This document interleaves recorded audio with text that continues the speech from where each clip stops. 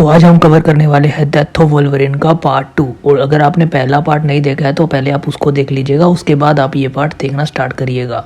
तो let's start the chapter. हम देखते हैं कि डेथ स्ट्राइक से जान बचाने के बाद किटी प्राइड एक सीरम से लोगन को हील कर देती है और हमें पता लगता है कि ये सीरम टेम्परेरी हील कर सकता है बॉडी को। और उसके बाद लोगन को पता लगता है कि किटी प्राइड का एक्चुअली ओगन ने पोजेस कर लिया है, जिसके बाद ओगन और लोगन के बीच में एक बहुत ही तगड़ी फाइट होती है, जिसके अंदर लोगन एक आर्मर पहन लेता है और उससे वो फाइट करता है ओगन के साथ। और साथ ही साथ किटी प्राइड भी अपनी बॉडी से फाइट कर रही होती है ओगन को, ताकि वो उसकी बॉडी को छोड़ दे। और एट द एंड ओगन उसकी बॉडी को छोड़कर चला जाता है और किटी प्राइड अपने होशो आवाज में आ जाती है। और किटी प्राइड बताती है कि जब ओगन ने उसकी बॉडी को पोजेस किया था तो उसने उसका माइंड रीड किया था और उसको पता लगा कि जिसने कॉन्ट्रैक्ट लगाया है लोगन के लिए उसका नाम है अब्राहम कॉर्नेलियस। उसके बाद हम देखते हैं कि लोगन जो है वो ओगन को ट्रेस करता हुआ एक वेयर हाउस में जाता है जहाँ पर ओगन ऑलरेडी होता है। उसके बाद लोगन उससे पूछता है कि कॉर्नेलियस को लोगन क्यों चाहिए और अभी वो किस जगह पर है। उसके बाद वो बताता है कि वो नावेडा के डेजर्ट्स के अंदर है और वोल्वरिन की उसको ज़रूरत है, इसका उसको भी नहीं पता है, बट उसको वो जिंदा चाहिए। उसके बाद वो कुछ सीरम भी ऑफर करता है जिससे कि लोगन हील कर पाए, बट वो उसको मना कर देता है और कहता है मेरे को इसकी कोई भी ज़रूरत नहीं है। वो ओगन को सिर्फ यही कहता है कि तुम कॉर्नेलियस को ये मैसेज डिलीवर कर देना कि लोगन उसको ढूंढता हुआ पैराडाइज वैली आ रहा है। उसके बाद हम लोगन को एक जीप में ड्राइव करता हुआ देखते हैं जहाँ पर वो कॉर्नेलियस के बेस पे पहुंच रहा होता है और वो याद करता है कि अब्राहम वही था जिसने उसकी बॉडी के अंदर एडेमेंटियम भरा था और वेपन एक्स प्रोग्राम में उसको शामिल किया था। उसके बाद जो उसकी मेमोरी है उसको भी उसी ने अरेज किया था, जिसके कारण उसको बहुत ज़्यादा प्रॉब्लम हुई थी।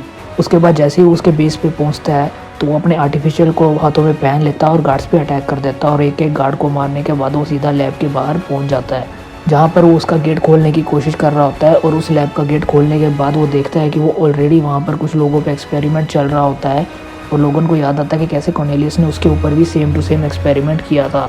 उसके बाद लोगन कॉर्नेलियस को देखता है एक मिरर के पीछे, जहाँ पर कॉर्नेलियस उसको बोलता है कि आखिर तुम आ ही गए। उसके बाद वो लोगन को बताता है कि उसको उसका हीलिंग फैक्टर चाहिए था, इसीलिए उसने उसको यहाँ पर बुलवाया है और वो उसका हीलिंग फैक्टर अपने एक्सपेरिमेंट में यूज़ करना चाहता है।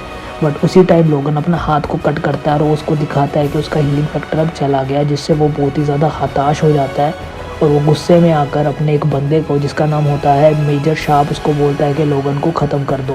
और उसी के बाद दोनों के अंदर बहुत तगड़ी फाइट स्टार्ट हो जाती है और जो मेजर शार्प है वो बहुत ही ज़्यादा पावरफुल होता है, जिसके कारण लोगन को वो बहुत ज़्यादा घायल कर देता है। बट उसके बाद लोगन जब शीशे के पास खड़ा होता है तो वो मेजर शार्प को बोलता है कि जल्दी से इसे ख़त्म कर दो। और उसी टाइम जब वो पंच मारने लगता है लोगन को तो लोगन डोज कर जाता है, जो वो पंच है वो सीधा मिरर में जाकर लगता है, जिससे मिरर जो है वो टूट जाता है। और टूटे हुए मिरर के कुछ पीसेस जो है कॉर्नेलियस के ऊपर लग जाते हैं, जिससे कॉर्नेलियस थोड़ा घायल हो जाता है। उसी टाइम लोगन पीछे से मेजर शार्प के ऊपर एक तगड़ा अटैक करता है गर्दन के ऊपर, जिससे कि वो बेहोश हो जाता है।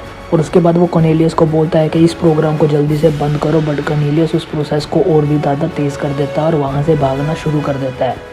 और लोगन देखता है कि ये सारे जो प्रोसेस है वो बहुत तेज़ हो गया और एडेमेंटियम जो है वो पिघलने लग गया और उनकी पाइप के थ्रू उनकी बॉडी के अंदर जाने लग गया है। तो वोल्वरिन को पता लगता है कि अब उसके पास कोई भी चारा नहीं है, तो वो अपने क्लोज निकालता है और क्लोज निकालने के बाद वो सारे जो वायर्स है वो कट करने लग जाता है और जो पिघला हुआ एडेमेंटियम है वो उसके ऊपर गिरना स्टार्ट कर देता है। उसके बाद जो वो हीलिंग सीरम होता है वो भी उन लोगों की बॉडी में वो लगा देता है, जिसके कारण सबकी जान बच जाती है। और कॉर्नेलियस को हम भागता हुआ देखते हैं अपने हेलीकॉप्टर की तरफ, जहाँ पर उसका एक बंदा वेट कर रहा होता है और उसी टाइम वहाँ पर वोल्वरिन आ जाता है जिसके ऊपर एडेमेंटियम पिघला हुआ होता है। और हम देखते हैं कि कॉर्नेलियस के पेट में भी बहुत तगड़ा कांच चुभा हुआ है, जिसके कारण वो ज़्यादा देर जिंदा नहीं रह पाता है। और उसी टाइम जो कॉर्नेलियस का बंदा वो उसको छोड़कर अपने हेलीकॉप्टर लेकर भाग जाता है। कॉर्नेलियस लोगन को बोलता है कि तुमने सिर्फ लोगों को मारा है और कुछ भी नहीं किया है अपनी लाइफ में, और ये बोलने के बाद वो मर जाता है।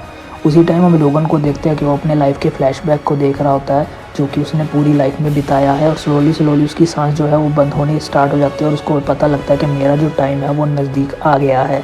और उसी टाइम वो बैठकर बोलता है जितना भी उसने अपनी लाइफ में किया है उतना काफ़ी है।